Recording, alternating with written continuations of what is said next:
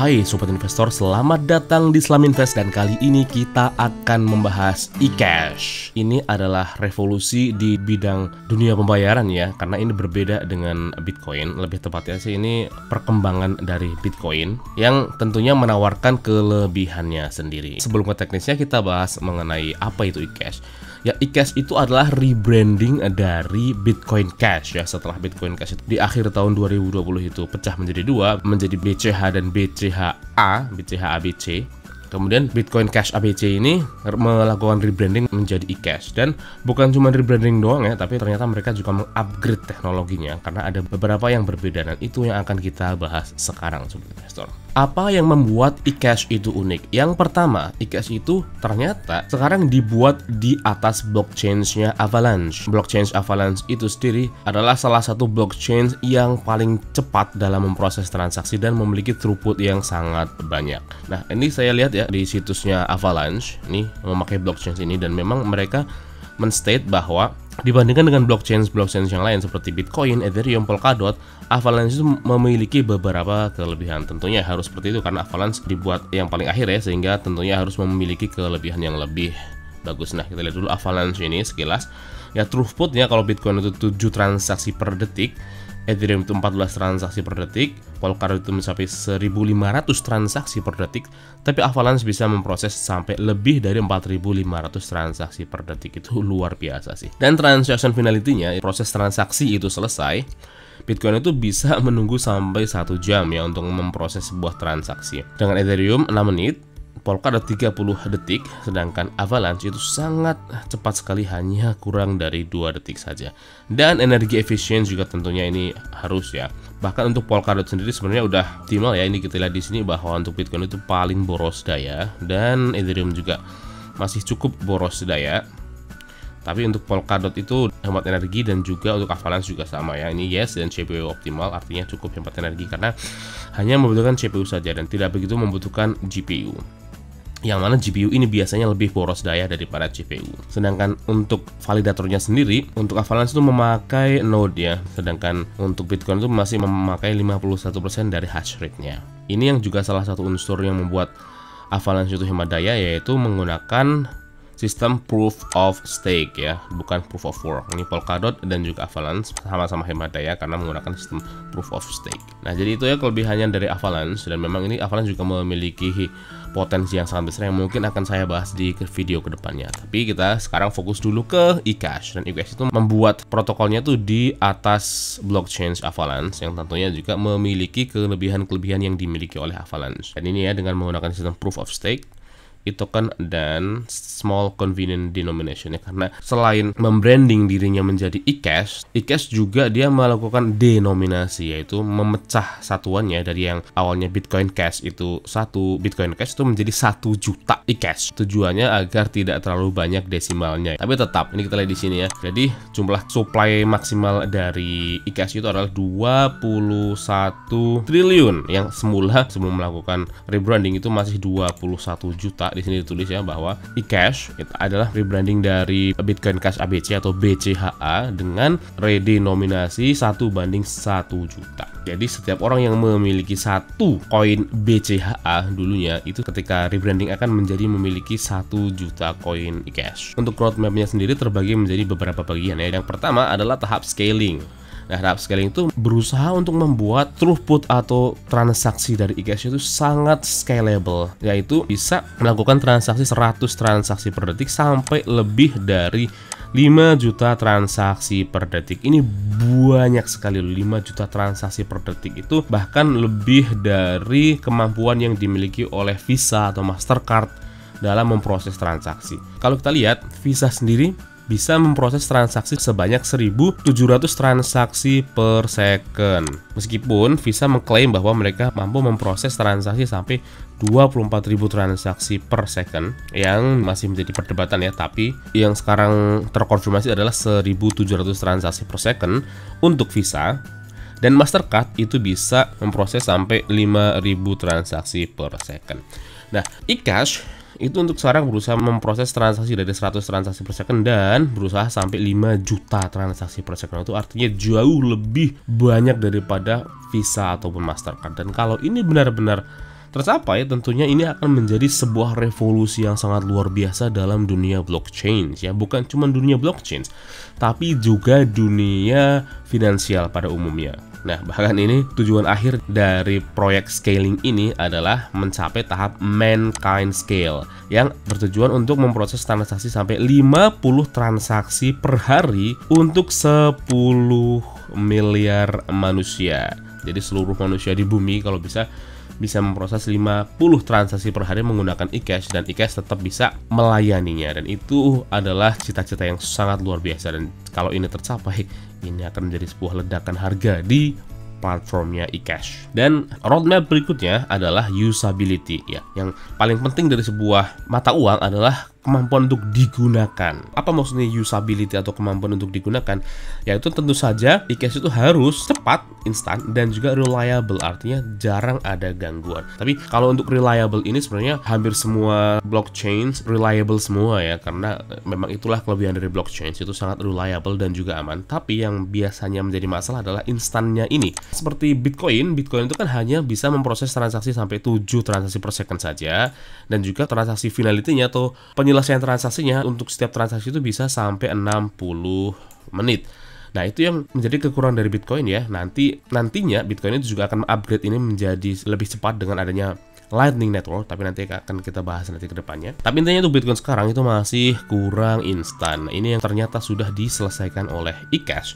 Tahap akhir dari tujuan usability ini adalah menjadi best money atau uang terbaik yang mampu menyelesaikan transaksi hanya dalam 3 detik dan mempunyai biaya transaksi yang rendah selamanya. Ini juga menjadi kekurangan dari Bitcoin, karena untuk transaksi sekarang biaya transaksi Bitcoin itu tergolong tinggi karena ya dulu kan masih belum terkenal Bitcoinnya. Ketika sekarang diadopsi oleh banyak sekali orang, itu transaksinya juga biayanya menjadi semakin naik. Tapi di sini ditulis bahwa untuk eCash biaya transaksinya akan selamanya rendah. Dan extensibility.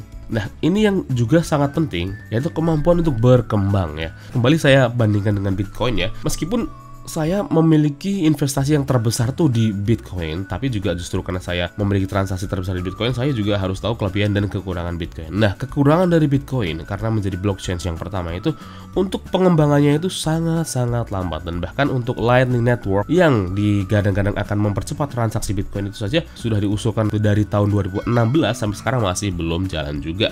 Itu yang membuat Bitcoin itu sebenarnya kurang bagus untuk sebuah mata uang ya, karena perkembangannya sangat lambat. Tapi kalau eCash ini beda. eCash ini langsung dibuat di atas platformnya Avalanche, yang mana Avalanche itu juga memiliki kelebihan yang sangat bagus, di mana Avalanche itu mampu membuat perkembangan itu menjadi forkless, yaitu tanpa melakukan hard fork.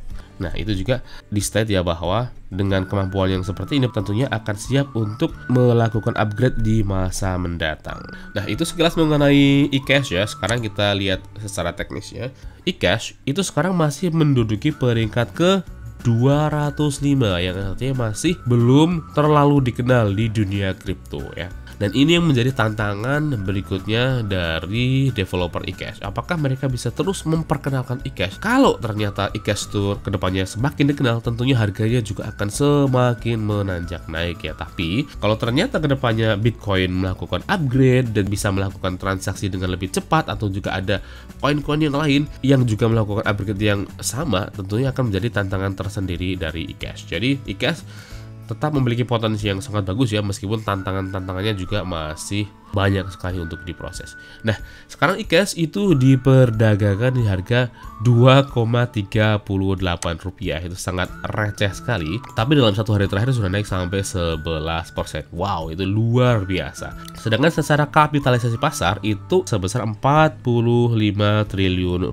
Kalau dalam dolar, coba kita ganti dulu ke United States dollar. Nah, kalau dalam dolar itu ternyata kapitalisasi pasar dari eCash itu sebesar 3,1 miliar dolar. Tergolong cukup besar ya, tapi tentunya masih jauh lebih kecil dibandingkan dengan Bitcoin. Yang artinya potensi berkembang dari eCash itu masih sangat besar, sobat investor. Hal yang positif dari eCash itu juga tetap memiliki supply maksimal ya, karena supply maksimalnya sebesar 21 triliun Coin. Ternyata ICASH itu sudah turun dari titik tertingginya itu sebesar 37%. Wow, 37% itu artinya tidak terlalu banyak loh dibandingkan dengan kripto-kripto yang lain yang sampai sekarang pun masih turun dari titik tertingginya bisa sampai lebih dari 50%, sobat investor. Dan kelihatan sebenarnya di sini karena dalam beberapa hari terakhir menurut situs CoinGecko itu memang ICASH itu sedang naik sangat signifikan, sobat investor. Menurut CoinGecko dalam 1 hari terakhir ternyata ICASH itu sudah naik sampai 8,7%, sedangkan dalam 7 hari terakhir ICASH ternyata sudah naik sampai 96%. Wow, naik hampir 2 kali lipat dalam 7 hari terakhir, itu luar biasa. Dan dalam 14 hari terakhir sudah naik sampai 223%. Luar biasa, sobat investor, naik sampai hampir 3 kali lipat ya. Luar biasa sekali. Dan dalam 30 hari terakhir, wow, ini yang hebat sekali menurut saya sih.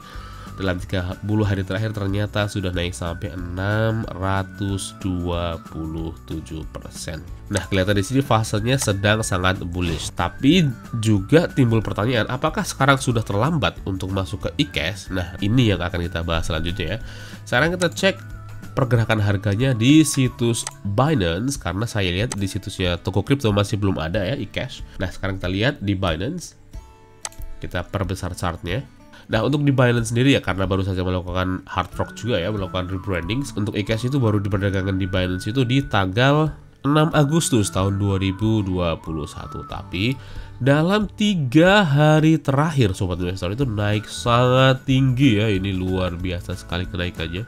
Ini di tanggal 27 Agustus naik sampai 24%, di tanggal 28 ternyata naik sampai 63%, dan di tanggal 29 ternyata naik sampai 5,70% ya, meskipun pernah sampai tinggi sekali kenaikannya. Nah, ini yang menjadi pertanyaan, apakah sekarang adalah waktu yang bagus untuk membeli ICASH atau sudah terlambat? Nah, kalau menurut saya ini agak hati-hati di sini ya. Pertama, karena kapitalisasi pasar dari ICASH itu masih belum terlalu besar ya, hanya 3 miliar dolar saja, yang artinya pergerakannya itu bisa sangat volatile sekali. Untuk transaksi jangka yang lebih pendek seperti akan di hold seminggu, 2 minggu, atau kurang dari 3 bulan, itu lebih baik wait and see dulu, karena ini masih sangat volatile sekali. Kalau nanti dalam 1 pekan ke depan trennya udah naik ya, udah sampai stabil, udah kelihatan breakoutnya, itu baru kalian kalau masuk silahkan. Tapi untuk sekarang itu kan baru 3 hari nih, candle hijaunya itu masih sangat berpotensi turun lagi. Jadi hati-hati dengan chart yang seperti ini. Ini volume tradingnya kan sangat besar sekali ya, jauh lebih besar daripada volume trading pada hari-hari yang lain. Ini artinya di 3 hari yang sekarang adalah hari yang tidak biasa. Jadi ada bandar atau siapapun yang melakukan pembelian ICASH itu dalam jumlah yang sangat besar, kelihatan volume tradingnya seperti ini. Nah, yang saya khawatirkan ketika ini volume trading ini ternyata dilakukan oleh orang-orang tertentu yang jumlahnya sedikit, mereka bisa saja melakukan take profit ketika harganya sudah tinggi. Ketika nanti harganya sudah tinggi seperti ini dan orang-orang ini ternyata kalau jumlahnya sedikit dan mereka melakukan take profit, harga akan langsung jatuh. Jadi saran saya untuk transaksi yang lebih panjang sekalipun, kalau untuk yang di hold 1 tahun, kalau menurut saya wait and see dulu sampai beberapa hari ke depan ya, minimal seminggu atau 2 minggu lah ya, untuk melihat volume transaksinya. Kalau volume transaksinya udah kecil seperti ini atau udah mencapai rata-rata dari jumlah transaksi yang lainnya seperti ini ya, kecil seperti ini, dan ternyata masih bullish, nah itu adalah waktu yang cukup bagus untuk membeli. Oke, jadi itu pendapat saya mengenai ICASH. Bagaimana pendapat kalian? Apakah kalian sudah mulai investasi di ICASH atau masih menimbang-nimbang? Tuliskan pendapat kalian di kolom komentar, klik like dan share jika kalian menyukai video ini, atau dislike saja jika kalian tidak menyukai video ini. Dan jika kalian memiliki request koin atau token apa yang ingin dibahas selanjutnya, tuliskan juga di kolom komentar. Dan bagi yang belum subscribe, silahkan klik tombol subscribe-nya, nyalakan lonceng notifikasinya agar terus mendapatkan update terbaru dari Islam Invest. Semua yang ada di video ini adalah opini pribadi saya ya, mohon untuk tetap melakukan penelitian kalian sendiri secara menyeluruh sebelum memutuskan untuk membeli atau menjual koin apapun. Cukup sekian saja video kita kali ini. Sampai jumpa di video selanjutnya. Tetap berinvestasi karena investasi adalah hobi.